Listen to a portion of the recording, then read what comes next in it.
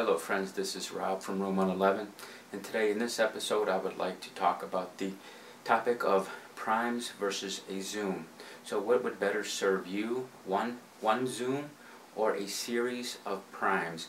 And let's get into that now. We'll talk about that, and then we'll evaluate on 6 different criteria. Okay, so let's talk about the first criteria is convenience.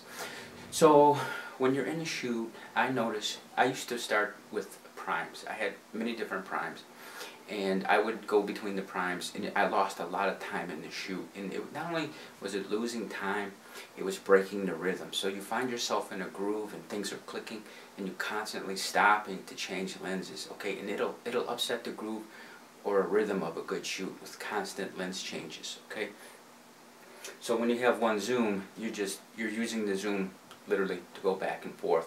There are no lens changes. You maintain the vibe or the pace or the cadence of the shoot, and it really lends for a much better shoot. I have cut down my shoots by 1 hour. My shoots used to take 3 hours.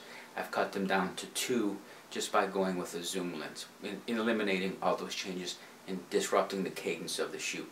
So zoom wins on convenience. Let me stabilize my little whiteboard here.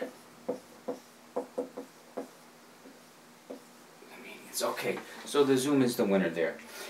The next topic is, now on that same vein, let's talk about dust or contaminants. So you might think, well, Rob, it's really kind of notwithstanding, because what are the chances of that happening? And it happened to me about 2 years ago. I was trying to shoot the sunrise in Sarasota, Florida, and I was at this one location where they were kind of doing construction. They were building a new subdivision, and I was trying to catch the sunrise directly over a street. There's some software out there where you can calculate where the sun and rise and where it will set, and you can tell by the kind of the trigonometry or the geometry where. And I was trying to catch it directly over this road, and it was going to happen on a certain day. I was there, right, because the software was right on, and the sun was coming up over this particular road, and I was getting it. I was changing the lens, and as I had the one lens off, a sudden burst of wind kicked up, and it actually blew dust into my camera. And I thought, oh my God, I hope I didn't get dust on the sensor. I got the lens back home. I did some testing. I looked at f16. You won't really detect dust until you get to f16 or f22. That's when you can really start to see dust form. So anyways, and sure enough, it was there, and it took me over a month to get rid of that dust. I had to order 3 different things from Amazon. I ordered one thing, that didn't work. I had to order another thing, wait for it to come in the mail, and the cost was about maybe $50 by the time I ordered these 3 things, and I lost a month.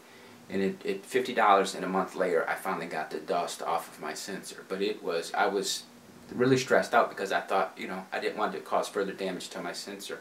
So it's just in dust and contaminants alone, by leaving a zoom on your camera and not doing lens changes, it's worth its weight in gold. So for contaminants or dust, I'm going to give the edge here to the zoom. Okay, so the zoom wins out on contaminants coming into the body of the camera.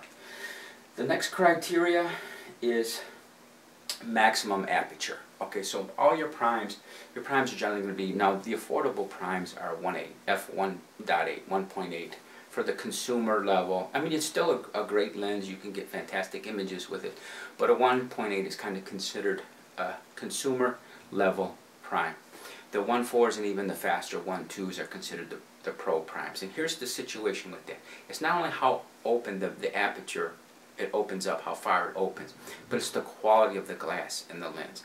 Now, the one video I did about, some people just get ridiculous with shooting lenses wide open. Just because you have a 1.8 doesn't mean you have to shoot at 1.8. And the same thing applies for 1.4 and 1.2. Just because you have a 1.2 lens doesn't mean that lens always has to stay at 1.2. Okay?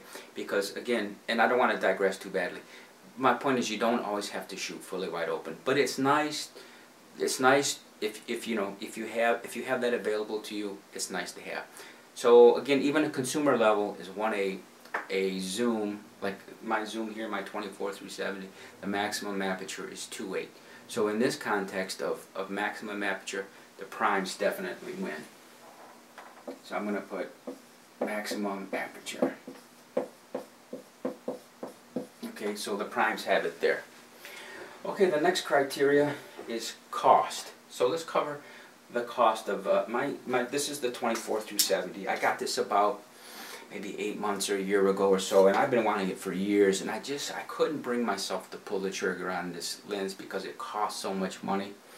It was at list for $1,800. I got it gray market, brand new, for $1,400. So 400 bucks came off the MSRP just by getting it gray market. Okay, but it's still a $1,400 lens. Now, if you consider now this is 24 through 70, so let's cover the spectrum of what this lens will cover if you're doing primes. It'll cover 24, 28, 35, 50, and you're almost at the 85 portrait lens, right? Telephoto. It's 70, okay, but you're kind of getting into the ballpark of 85 for portraiture, and that's why I did include the 85. And I'm not trying to cherry pick, I'm just trying to keep it real and to show you the versatility of a zoom. And I've gone and priced all these lenses out, the primes. If you bought the primes separately, it's $2,674. I just dropped my list. Okay, so let's give cost to the zoom. Okay, so we'll put here cost. This is $1,800 for the zoom, and if you bought these individually, they're $2,674 over here. $2,674 US dollars versus $1,800. So the zoom wins on cost as far as its breadth of apertures, or excuse me, focal lengths. And let's see what's next here. Convenience, maximum aperture, cost, and then weight. Okay, so let's talk about weight. This 24 through 70. So I have a couple primes here. I have a 35 prime. I have a 50 prime, and I didn't bring it with me, but back in Atlanta I have a 28. I have a 28 millimeter prime. So they're all about the same. They're all very manageable. They're very small. They're almost negligible. You really can't even feel them, basically, that they're that light. But this monster here, this 24 through 70, this will kill your neck after a shoot. I mean, you're going to feel this, especially if you're handheld, you don't have it on the tripod. This really tugs at your neck. And again, it's not a big deal, but as far as if that is important to you, the weight, then the primes definitely win on weight. So we'll give that to the primes. So in the last criteria, so we have 1, 2, 3, 4, 5. The last criteria I wanted to cover is image quality. Now this is where it can actually be a draw. And here's why I say it can be a draw. The camera manufacturers, they put better glass in the faster lenses. So just because a 1.2 is faster than a 1.8, the quality of the glass is much better. It's a much better quality of glass in a 1.2. So it all depends. So the argument becomes, what kind of prime are you using? Is it a 1.8? If it's a 1.8, then the 2.8 zoom wins because the glass is fantastic in a 2.8. So you have to get to about a 1.4 to get the same level of glass as in the 2.8. Okay? So again, it becomes very prohibitively expensive if you're trying to build out an entire kit of either 1.2s or 1.4s. It would cost a fortune. The way I price these out, if I priced it out, if you're using all 1.8s. But if you're using all 1.8s, they can't touch, as far as image quality, they can't touch the 24 through 70. They can't even come near it. So it's kind of nebulous. It's a little bit wonky when you try to talk about image quality and primes. Well, again, what primes are you looking at? So I'm going to kind of call it a draw on image quality. So image quality can go either way, with the zoom or with the primes, because the 2470, as I covered in another video, this is an nano crystal coated lens, and this lens it'll keep up with the 85-1.4, the Nikon 1.4s. It'll keep up with that. It'll even keep up with some of the Canon 1.2s. I mean, the glass, you can tell that this is a massive. I'll take the lens cap off. I don't know if you can see that. I'll move it around a little bit. Okay, the filter thread on here is 77 millimeters. It's 77 millimeter, and this thing is just huge. The amount of light that this thing lets in is just incredible. And it's not only the amount of light, it's the quality of the glass in this lens, and it's an in-coated lens, nano crystal coated. So my point is, when the images from this camera are just stellar. I mean, from this lens, it's just stellar. It's absolutely you know, just like home run Hall of Fame type of a lens. But again, if you're into 1.4s or 1.2s, it'll roll. It'll compete with this 24 through 70. So I'm calling it a draw. Now I don't want to just count categories because it's not fair. I can count categories here, and it's going. The zoom is going to win on categories. Okay, so if you did categories, you get 4. It wins in 4 categories. And over here it's 3. Even though it's 6 criteria, we shared IQ. IQ was a draw. Okay, but it's at the end of the day, from experience. I'm just telling you from experience. When I did my boudoir and glamour shoots and even portraiture, the constant lens changes was just the way it would suck the life out of the shoot. It was just such a burden. And here's the other thing you have to worry about too. Now, if you were on a table like this, it's not a big deal, right? When you're in a bedroom, you can set the lenses down. But what if you're outside? Okay, you're wearing a lens pouch. You got to put the lens cap because you don't want 2 lenses to bump together and you scratch the glass. Okay, so you're constantly putting the lens covers on, front and rear, and it's this constant changing out. And the model's going to get irritated, I can guarantee, because it happened to me. The model gets irritated at all the lens changes. You get irritated because you're losing the rhythm and the cadence of the shoot. So going with the zoom.